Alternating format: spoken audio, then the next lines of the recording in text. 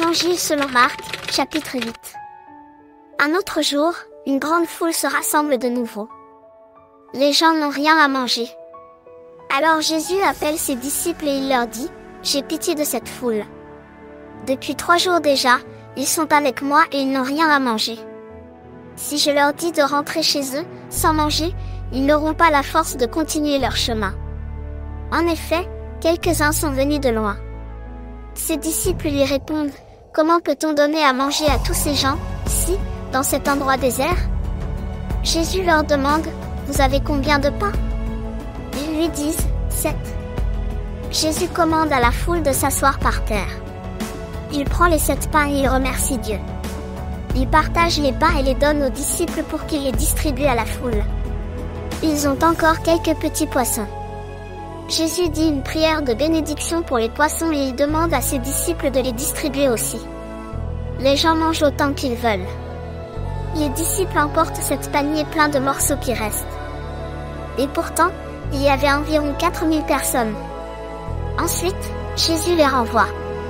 Tout de suite après, il monte dans la barque avec ses disciples et il va dans la région de Dalmanuta. Des pharisiens arrivent et se mettent à discuter avec Jésus.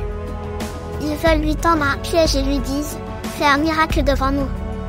Ainsi tu nous prouveras que c'est Dieu qui t'envoie. » Jésus pousse un grand soupir et dit, « Pourquoi est-ce que les gens d'aujourd'hui demandent un miracle? Je vous le dis, c'est la vérité, les gens d'aujourd'hui ne verront aucun miracle. » Ensuite, Jésus quitte les pharisiens, il monte dans la barque et il part de l'autre côté du lac. Les disciples ont oublié de prendre du pain. Ils ont un seul pain avec eux dans la barque. Jésus leur donne cet ordre, « Faites attention. Méfiez-vous du levain des pharisiens et du levain d'Hérode. » Alors les disciples se disent entre eux, « Nous n'avons pas de pain. » Jésus s'en aperçoit et leur demande, « Pourquoi est-ce que vous dites entre vous, nous n'avons pas de pain? Est-ce que vous ne savez pas encore? Vous ne comprenez pas encore?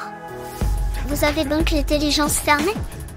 Vous avez des yeux, est-ce que vous ne voyez pas? Vous avez des oreilles, est-ce que vous n'entendez pas? Souvenez-vous donc. Quand j'ai partagé les 5 pains pour les 5000 hommes, vous avez emporté des paniers pleins de morceaux. Combien? Ils répondent, 12 paniers. Jésus continue, et quand j'ai partagé les 7 pains pour les 4000 personnes, vous avez emporté des paniers pleins de morceaux. Combien? Ils répondent, 7 paniers.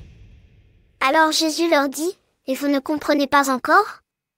Jésus et ses disciples arrivent à Bethsaïda. Les gens amènent un aveugle et ils demandent à Jésus de le toucher. Jésus prend l'aveugle par la main et le conduit en dehors du village.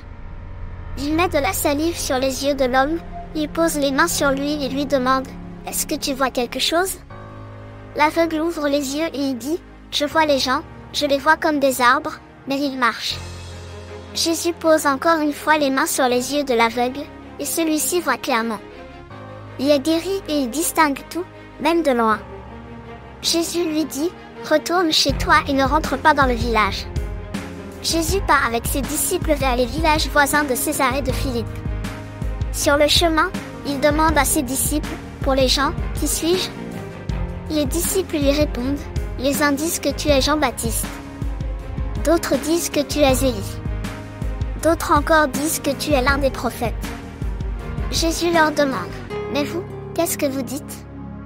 Qui suis-je » Pierre lui répond, « Tu es le Messie. » Alors Jésus leur commande sévèrement, « Ne dites rien à personne. » Ensuite, Jésus commence à enseigner ceci à ses disciples, « Il faut que le Fils de l'homme souffre beaucoup. » Les anciens, les chefs des prêtres et les maîtres de la loi ne voudront pas de lui.